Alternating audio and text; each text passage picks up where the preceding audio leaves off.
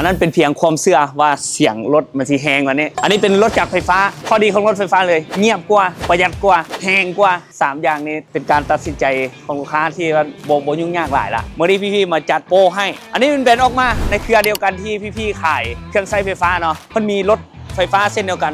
ตัวที่แหงที่สุดคือจะเป็นตัวนี้หน้านี้เดี๋ยวพี่ๆมาไล่ราคาจากตัวนี้ขึ้นมาให้สีบัวแล้วก็สีเขียวตัวนี้ราคา11 ล้าน1 แสนกีบแล้วก็ตัวนี้ตัวหน้านี้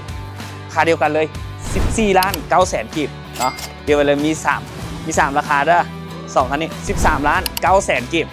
ทั้งเบรกหน้าเบรกหลังเป็นดิสเบรกทั้งเบิดแล่นระยะทางได้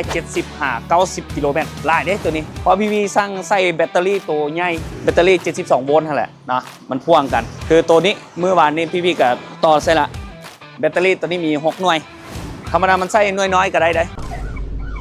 มีการขโมยแล้วก็เสื่อมบลูทูธฟังเพลงได้อีกได้เนี่ยเสื่อมบลูทูธได้เนี่ยทันสมัยกันเลยสำหรับตัวนี้รุ่นหน้าอย่างซี่เนาะสำหรับท่านไหนอยากมาเบิ่งรถไฟฟ้ามาแวะหาพี่ๆได้เด้อมาทดลองซิ่งมายกล้อเบิ่งยกล้อได้บ่รุ่นนี้มาทดลองกันตัวจริงนะ